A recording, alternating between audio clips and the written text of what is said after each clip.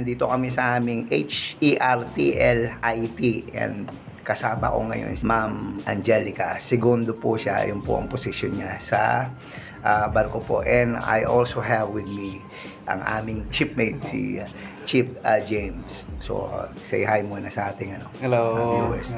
Ano yung purpose mo? Bakit ka kumuha ng HERTL? And ano yung paggagamitan mo nito pag balik mo sa barko? ROV support tsaka trenching. Ngayon yung barko namin.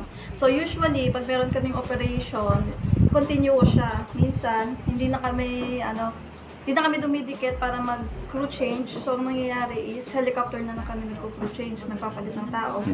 Para uninterrupted yung operation namin sa barko. Magiging role mo pagdating ng helicopter operation. Ikaw ang magiging HLO. Ano ba yung HLO? Ano po siya? Helicopter Landing Officer. Chief, morning. Good morning, sir. Ganon din, sir, kasi yung sa barko namin, sa heavy lift vessel sa offshore, is lagi naman nasa gitna ng dagat, sir. Usually talaga yung majority ng crew change is by helicopter. Every week may 2 to 3 times kaming helicopter operation.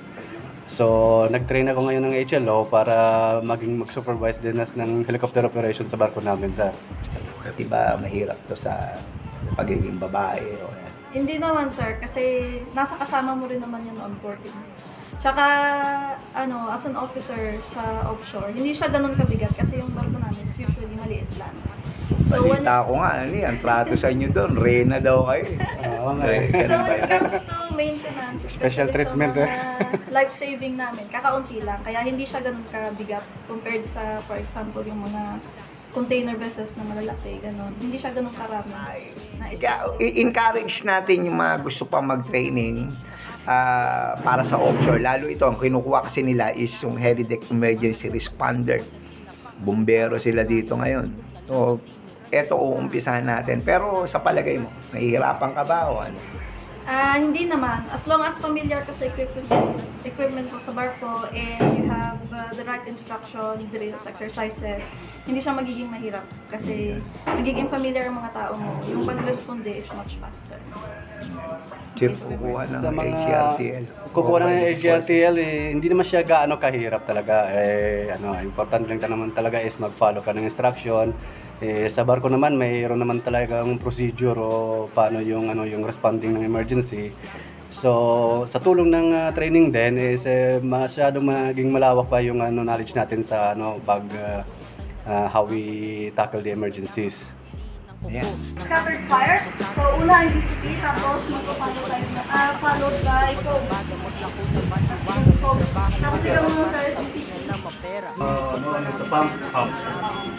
Okay, just to the point. Sa pump is Hotel Mike our last time, Hotel Mike 3. So once we have let's say there's a fire during the refueling, immediately we notify Hotel Mike 3 to stop. So this will stop the pump, stop the valve, and then Hotel Mike 1 and 2.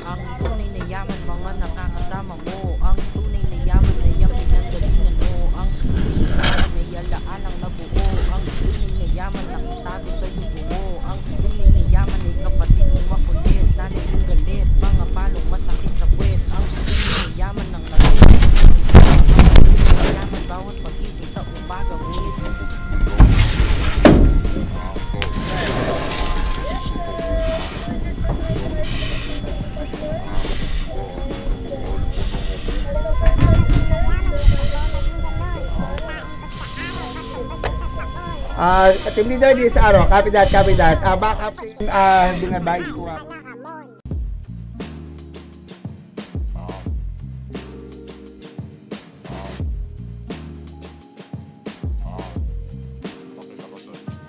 Gusto ko maging mayaman, gusto ko maging gano'n. Kain ko sa araw, ako masasandang